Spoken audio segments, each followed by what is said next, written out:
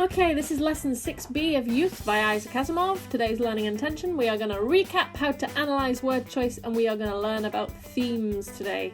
We know we will be successful if we can analyse word choice using the formula that we are given, we can explain what a theme is and give some examples, and we can suggest themes for youth and explain how we reach that conclusion.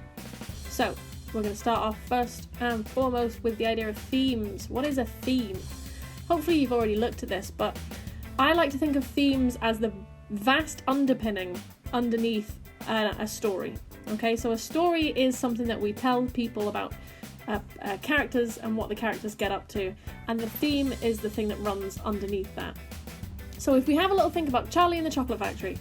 In Charlie and the Chocolate Factory, we have got a kid who wins a golden ticket and he gets a tour of a factory, and then he successfully manages to be well behaved enough that he sticks around, and all the other children that are given the tour of the factory one by one are eliminated because they're badly behaved or they're spoiled, and then he gets to keep the factory. So if we think of it as the plot of that film or that book is Charlie gets the ticket, goes to the factory, and then he gets to keep the factory because he's really well behaved. The story is the story of a young boy who's in poverty, who his virtues give him access to a better life, right? And then the themes might be themes about virtue, about poverty, it's about being good, it's about being spoiled and the consequences of our actions. So it's all these different things. All these themes underpin the story, which is underpinning the plot, okay? So Charlie and the Chocolate Factory is quite a good example of a story with a really clear theme. The theme is, if you behave like this, then you'll get what you want. Lots of different stories, all stories have some kind of theme. It could be as simple as good and evil, the circle of life, suffering, love. There could be one word, very simple themes, these big ideas that the story deals with that make it quite simple and human, something that we can understand because they're telling us a very human story. And the first place you might encounter themes is fairy tales. So when you're a very small child, you might get told stories that have very, very simple, straightforward themes that are to help you stay safe in a world you might not necessarily understand. So the themes of a lot of fairy stories are things like don't go outside on your own, don't wander off in the woods, don't get lost, make sure that you stay near people who can keep you safe, because these are the kinds of things that your guardians and parents want you to learn at a very early age. And then at a certain point you graduate to some slightly more complex stories, usually Disney films. Disney films are an area that we all have access to. So Disney films have slightly more complicated plots about love and romance and all these kinds of things. But they still have these very, very clear themes of if you behave in this way, then you get this outcome. One particular example of a Disney film with a really explicit theme is Lilo and Stitch. In my opinion, one of the most underrated Disney films. It's a fantastic film and it has a really, really clear theme. So if you've not seen it, a little brief rundown. Lilo and Stitch is about a little girl who is orphaned and she's raised by her older sister. She's outcast. None of the people on the island that she lives with really like her because she's quite strange. She finds a little creature. She manages to become best friends with him and they have a really nice time. And then she has to save him because she's incorporated into her family.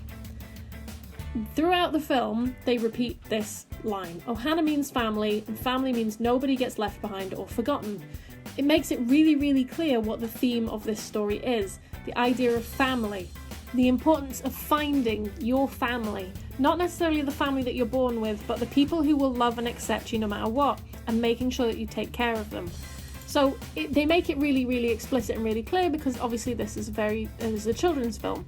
They give you the theme outright through this line, which is repeated several times. But there are other ways in which it's expressed. It's expressed through the way the characters deal with each other, through the way they interact with the plot. So it's not just a case of you will get told out loud what the theme is. Sometimes you have to analyse things a little bit more carefully. So we're going to take a little look now at our story and the theme of our story. I think there are lots of hints and clues to our theme, and they start in chapter 2. So we're going to have a quick look at some of the ideas expressed in chapter 2 and how they might relate to the theme. So if we have a little look at a quotation from the very, very start of chapter 2, they've been out for hours, however breakfast was forced into them among the women some time ago, so there is nothing to worry about. Youth, Dr. Youth. Youth, the word seemed to depress the astronomer. So this is the title of the story, Youth, and we've got it repeated 3 times in quick succession, and we know repetition is there to highlight something important to us. And then we've got the astronomer feeling depressed about youth, so we're kicking up interesting ideas. What I want to just go through now is go through all the other quotations that deal with this idea of youth and have a little think about them. So the next time we see youth or age being brought up is when the industrialist says, perhaps, yet think of the changes it would bring to society, a thought projector. Why not? Change would be good for us. I don't think so. It is only in old age that change is unwelcome, said the astronomer, and races can be old as well as individuals. So we're bringing up youth again, and now he's changing the context. He's not talking about the young people that they know, he's talking about the race as a group being old, as in they've been around for a long time, their civilization has been established for a very long time, and so they've slowed down and become settled. It's like as a group they have become old because they're not trying to innovate anymore. So we've got this interesting idea of moving from individual to a group. The industrialist pointed out the window. You see that road? It was built before the wars. I don't know exactly when. It is as good now as the day it was built. We couldn't possibly duplicate it now. The race was young when that was built. A. So the industrialist now is talking about the race being young as well, that it meant they could create interesting things. Then, yes, at least they weren't afraid of new things. No, I wish they had been. Where is the society of before the wars? Destroyed, Doctor. What good were youth and new things? We are better off now. The world is peaceful and jogs along. The race goes nowhere. But after all, there is nowhere to go. They prove that. The men who built the road. I will speak with your visitors, as I agreed, if they come, but I think I will only ask them to go. So again, we've got this idea here of the group being old, aging as a population and becoming settled. The idea that entire species of people, entire civilizations can get to a stage where they are relaxed in the status quo and they like everything being the way it is so they don't change. In this case, the industrialist is suggesting that being youthful, being young, is to be reckless, and that's a bad thing because it puts people in danger. That it's better to be old and at peace, even as a species, so that you don't innovate, you don't make new things, but you stay safe. The astronomer then says the race is not going nowhere, it's going towards final destruction. He says that his university has less people, there's less books, less work. An old man sleeps in the sun and his days are peaceful and unchanging, but each day finds him nearer death. It's this idea that even though the race is no longer being innovative or making changes, it doesn't necessarily mean they're safe. They're slowly atrophying, they're slowly melting down as they lose their enthusiasm and their curiosity for the world. So in this case, the astronomer says that maybe old age for the race isn't the way forward, that it's better to have a little bit of youth, a bit of that curiosity, a little bit of that recklessness as a group. Then we move back to the individual. The industrialist sees the kids out of the window and says, there is the youth you speak of. Our race had as much of it as it ever had.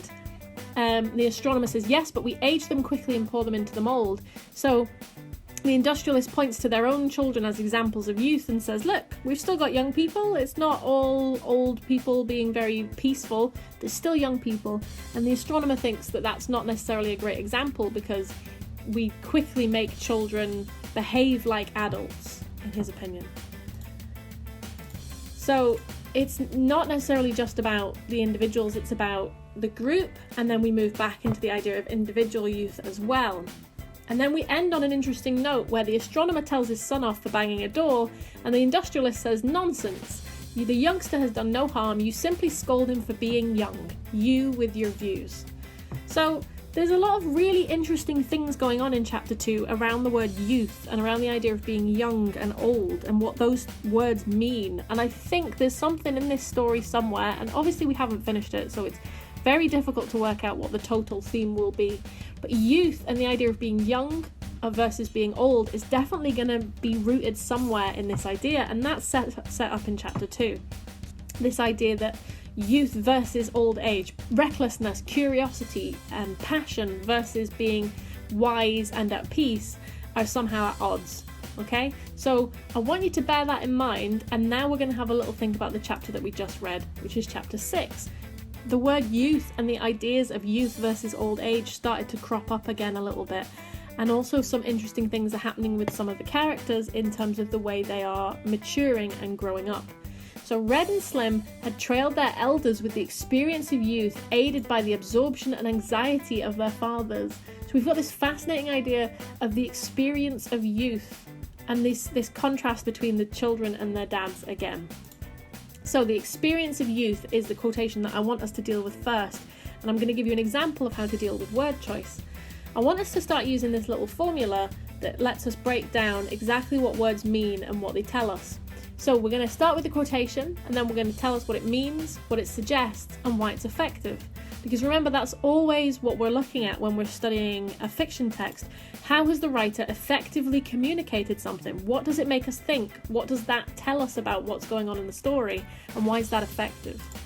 So here's my breakdown. The experience of youth means they only have limited knowledge of the world because they are young, but that they do have some experience. It suggests that they have a vastly different perspective from older people, though not necessarily in a negative way. It's effective because it shows us how Asimov shows the different values of different stages of life. Now, we've not come to the end of this story. We don't necessarily know if Asimov is going to say by the end of it that being young is a bad thing and that being more experienced and more wise is better. But at this stage, those words in particular don't seem to suggest one way or the other. The experience of youth, that it just has this very specific perspective that it gives these children. So that's what we're looking at here. Now, I think it'd be good if you write this formula down. So pause the video and just take a little note. You're going to deal with the quotation, you're going to tell me what it means, what it suggests, and then why it's effective. So just jot this formula down so you can use it in a second. Okay, once that's jotted down, we are moving on.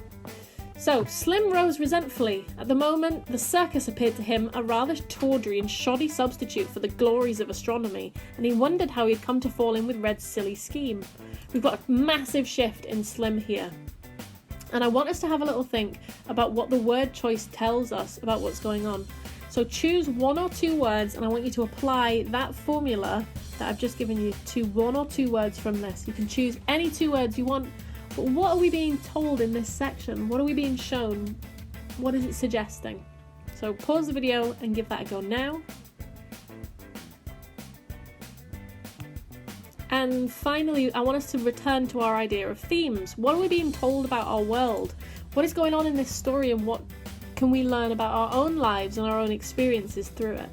So let's have a little think about the themes that are being expressed. We know that there's something going on about youth, and that youth will definitely be a theme because this story is titled Youth, and it's something to do with energy and energetic versus wisdom, the more wise, slow, more peaceful characters.